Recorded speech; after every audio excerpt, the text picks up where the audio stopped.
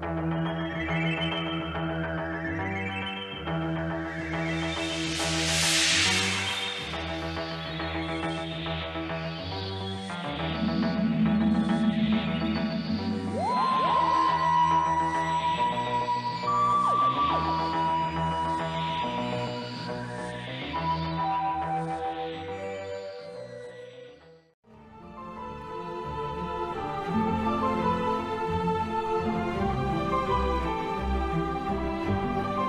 Whovians and welcome to my review of Doctor Who, The Invasion, starring Patrick Troughton as the second Doctor.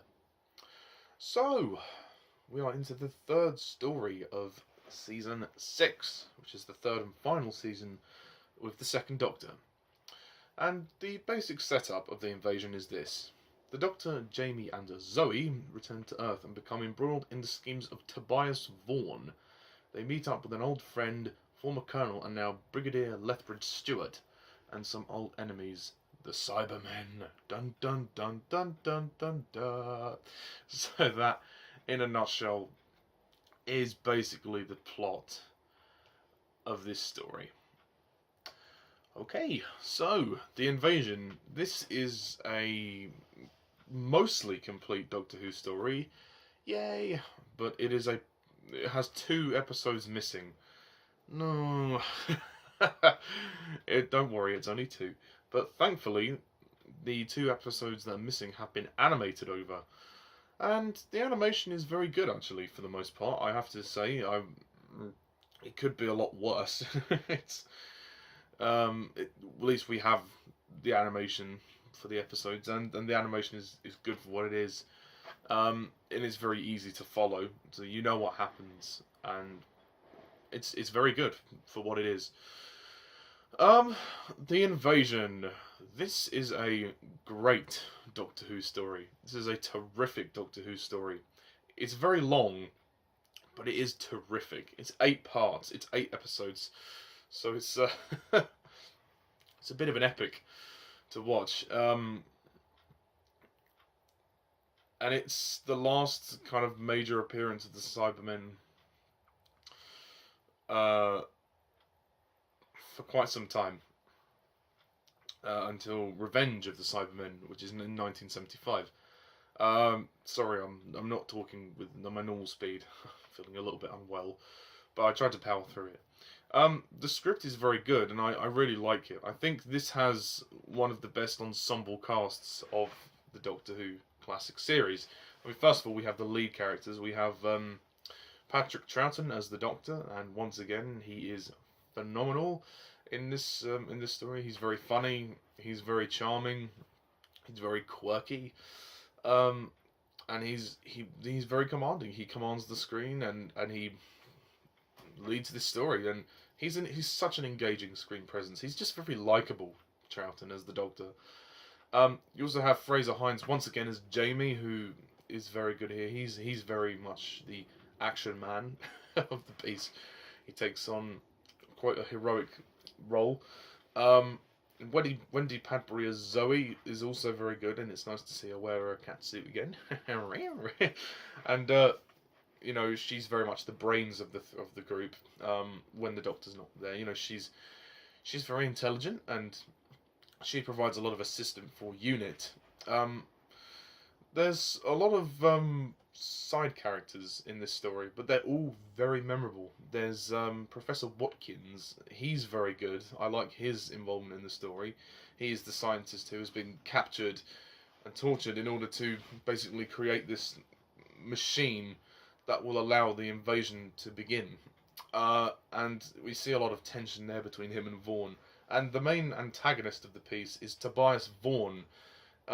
He's excellent. He really is.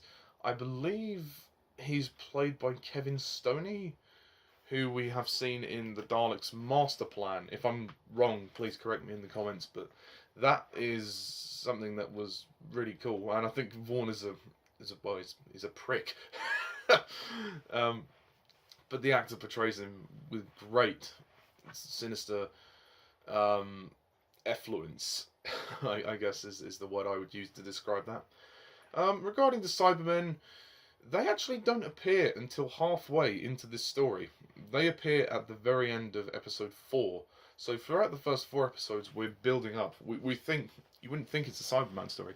It's it it everything is going on between the Doctor and his team, and then Vaughn, um, which is interesting. So the tension is building, but I was thinking, when are the Cybermen going to appear? And finally, halfway through, they do appear. Um, and they're pretty good. I don't think this is my favourite Cyberman story, but damn, is it entertaining. I mean, the bits when the Cybermen weren't on screen didn't bother me. So there was enough going on in the story to for me to not be too bothered when the Cybermen weren't there. And as for the Cybermen, their design is pretty good. I mean, they've reached their, I guess, their definitive classic design, which will remain for quite a long time. So that's awesome. And there's a proper full scale invasion. I mean, the end of this story, the big climax is huge. It really, really is a explosive finale, a very explosive finale.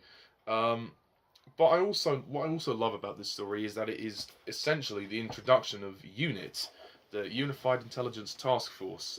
If you're unfamiliar with uh, UNIT, it does feature in the new series as well with David Tennant in his third season. We return to UNIT. But this is the first official appearance of UNIT, and it's nice to see Lethbridge Stewart, who is now the Brigadier. He will be a character that will feature a lot more in the John Pertwee era, so we're going to be seeing a lot more of him. But he's very good as well with Patrick Troughton in this story. They have a nice chemistry, and he's a very good ally in the story. So that was all really good, and it's just a great ton of fun. I mean, the first episode, which is missing, which has been animated over, it's quite good. I mean, there's also one other character that we come across who is this basically this fashion model.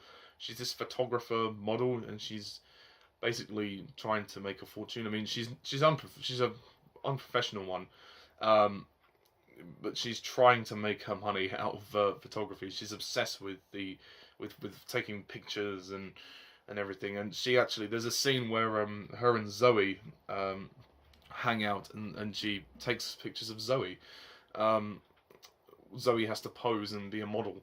And the character's called Isabel, and we find out that she's the niece of Professor Watkins, and her uncle's missing, and she gets roped into the story. I thought she was a very good character, and there seems to be a little bit of chemistry brewing between her and Jimmy, one of the unit soldiers. He's a good character too. So there's a lot that goes on in this story, and I think the characters are great.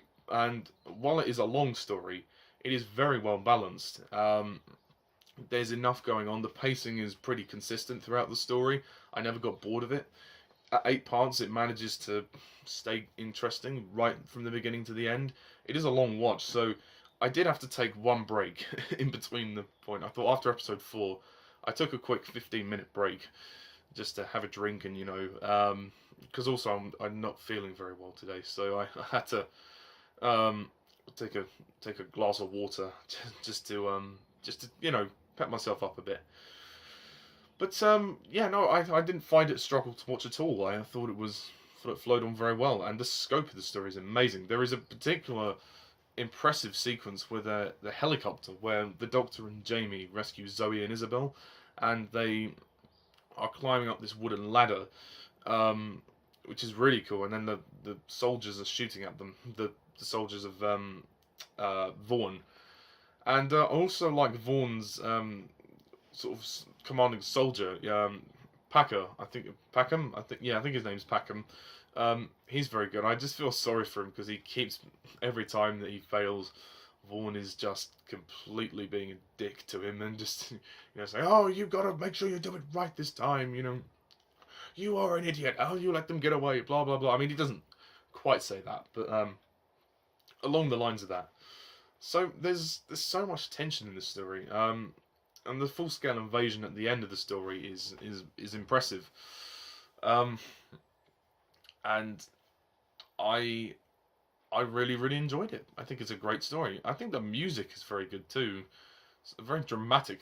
school. There's also several scenes down in the sewers of London as well, which is really cool.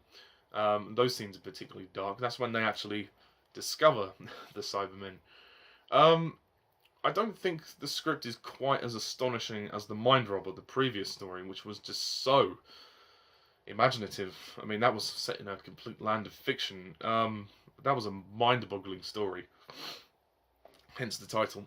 But this story is certainly much more of an epic story, and it's longer as well. But I think it's great. And as for problems, I don't really have any. I can't think of any problems that I have. Maybe the Cybermen could have appeared slightly earlier, but I don't think that's a problem. I think on this occasion, bringing them in halfway into the story works. It works.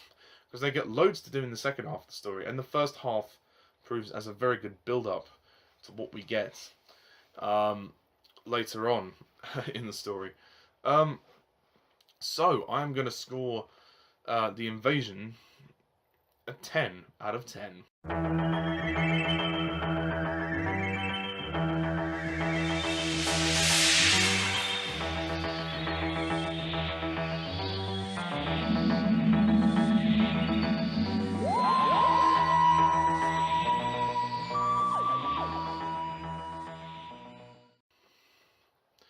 Yep, I love this story, and it's definitely one of the best Troughton stories. It's not the best. It's not as good as the previous story, but it is still very good. Okay, so that's pretty much my review of The Invasion. Please leave a comment down below. Let me know what you thought. Stay tuned next time when we review the Crotons. Not the Croutons, the Crotons. Everybody calls it the Croutons. So, until then, guys, thank you all for watching, and as always, I'm Mr. TARDIS11. See ya.